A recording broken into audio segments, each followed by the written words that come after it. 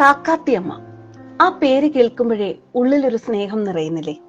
അതെ, അത്രത്തോളം ഭക്തരെ കരുതുന്ന അമ്മയാണ് കാക്കാത്തിയമ്മ. മനസ്സിലുള്ള ആഗ്രഹം അമ്മയുടെ ചെവിയിൽ പറയണം. അങ്ങനെയാണെങ്കിൽ കാക്കാത്തിയമ്മ അത് കേൾക്കും. ആഗ്രഹം പറയുന്ന ഭക്തന് അത് നിവർത്തിച്ചു കൊടുക്കുകയും ചെയ്യും. പക്ഷെ ഉള്ളിലുള്ള സങ്കടങ്ങളും വിഷമങ്ങളും എല്ലാം കാക്കാത്തിയമ്മയുടെ കാതിൽ രഹസ്യമായി പറയണം. ആരും കേൾക്കാതെ കാക്കാത്തിയമ്മയുടെ ക്ഷേത്രത്തിനകത്ത് കയറി ചെല്ലാം. അവിടെ ചെന്ന് പറയാം, ഇനിയുമുണ്ട് വേറെ പ്രത്യേകതകൾ. ക്ഷേത്രത്തിൽ കയറി ദേവിയെ നേരിട്ട് അണിയിച്ചൊരുക്കണോ?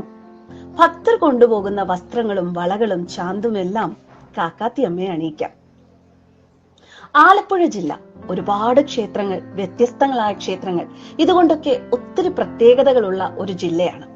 ആലപ്പുഴ ജില്ലയിലെ ഹരിപ്പാട് കായംകുളം റൂട്ടിൽ ഏവൂർ എന്ന ഗ്രാമത്തിലെ കണ്ണമ്പള്ളിയിലാണ് കാതിൽ ചെന്ന് പറഞ്ഞാൽ ഭക്തരുടെ വിഷമം കേൾക്കുന്ന കാക്കാത്തിയമ്മ കുടികൊള്ളുന്നത്. ശക്തിസ്വരൂപിണിയായ യക്ഷി സങ്കല്പത്തിലുള്ള ദേവതയാണ് കാക്കാത്തിയമ്മ. പ്രണയത്തിനായി ജീവത്യാഗം ചെയ്ത ഒരു പെൺകുട്ടിയുടെ ആത്മാവ് നിത്യശാന്തി കിട്ടാതെ ആ പ്രദേശത്ത് അലഞ്ഞു തിരിഞ്ഞുവെന്നും പെൺകുട്ടിയുടെ ആത്മാവിനെ നാരായത്തിൽ ആവാഹിച്ചുവെന്നും പിന്നീട് അത് കാക്കാത്തിയമ്മയായി മാറി എന്നുമാണ് ഐതിഹ്യം. ആ പ്രദേശത്തുള്ള ആളുകളുടെ സ്വന്തം അമ്മയാണ് കാക്കാത്തിയമ്മ. തീരാരോഗത്തിലും ദുരിതത്തിലും പെട്ട് കഷ്ടപ്പാടുകൾ അനുഭവിക്കുന്നവരും വിവാഹം, ജോലി, പഠനം തുടങ്ങിയവയ്ക്കുള്ള തടസ്സങ്ങളെല്ലാം മാറിക്കിട്ടുന്നതിനായും കാക്കാത്തിയമ്മയുടെ കാതിൽ വന്ന് സങ്കടം പറയാറുണ്ട്. തെരളിയപ്പമാണ് ഇവിടുത്തെ പ്രധാന നിവേദ്യം. ക്ഷേത്രത്തിൽ കയറി ഭക്തർക്ക് നേരിട്ട് തെരളിയപ്പം കാക്കാത്തിയമ്മയ്ക്ക് നിവേദിക്കാനും ഇവിടെ സാധിക്കും.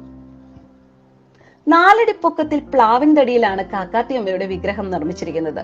തലയിലുള്ള കൊട്ട ഒരു കൈകൊണ്ട് താങ്ങിപ്പിടിച്ച് മറുകൈ അല്പം നീട്ടിക്കൊണ്ട് ഗർഭിണിയുടെ രൂപത്തിലാണ് കാക്കാത്തിയമ്മയുടെ വിഗ്രഹം പണി കഴിപ്പിച്ചിരിക്കുന്നത്. കാക്കാത്തിയമ്മയുടെ പ്രതിഷ്ഠയെക്കുറിച്ചുള്ള ഐതിഹ്യം ഇങ്ങനെയാണ്. അനേക വർഷങ്ങൾക്ക് മുൻപ് ഒരു കാക്കാത്തി ഒരു ഉന്നത കുലജാതനിൽ നിന്ന് ഗർഭം ധരിക്കുകയും നാണക്കേട് ഭയന്ന് അയാൾ കാക്കാത്തിയമ്മയെ തീവെച്ചു കൊല്ലുകയും ഇതിന് ദൃക്സാക്ഷിയായ ഒരു അന്തർജനത്തെ കൂടി കൊല്ലുകയും ചെയ്തു എന്നും, രണ്ടുപേരുടെയും ആത്മാക്കൾ ചേർന്ന് ആ ഭാഗത്ത് അനിഷ്ടങ്ങൾ ഉണ്ടാക്കുകയും വാഴപ്പള്ളിൽ തറവാട്ടിലെ വല്യച്ചന്മാർ അവരെ ആവാഹിച്ച് ഈ ക്ഷേത്രത്തിൽ ദേവിയുടെ സമീപത്തായി കുടിയിരുത്തി എന്നുമാണ് വിശ്വാസം. ഈ ക്ഷേത്രത്തിൽ ഉപദേവതയുടെ കോവിലിൽ കയറി വഴിപാട് നടത്താമെന്നുള്ളതും മറ്റെങ്ങും കാണാൻ സാധിക്കാത്ത പ്രത്യേകതയാണ്. കളമെഴുത്ത്, പാട്ടിൻകൊട്ട്, കാപ്പൊലിച്ചു താലപ്പൊലി, ഗുരുതി ഇവയാണ് ഇവിടുത്തെ പ്രധാന വഴിപാടുകൾ. കാക്കാത്തിയമ്മയുടെ ക്ഷേത്രത്തെക്കുറിച്ചറിഞ്ഞ് പലരും ആലപ്പുഴ ജില്ലയിൽ എത്താറുണ്ട്. ആ വഴി പോകുമ്പോൾ കാക്കാത്തിയമ്മയെ തീർച്ചയായും കാണുക, അമ്മയുടെ അനുഗ്രഹം നേടുക.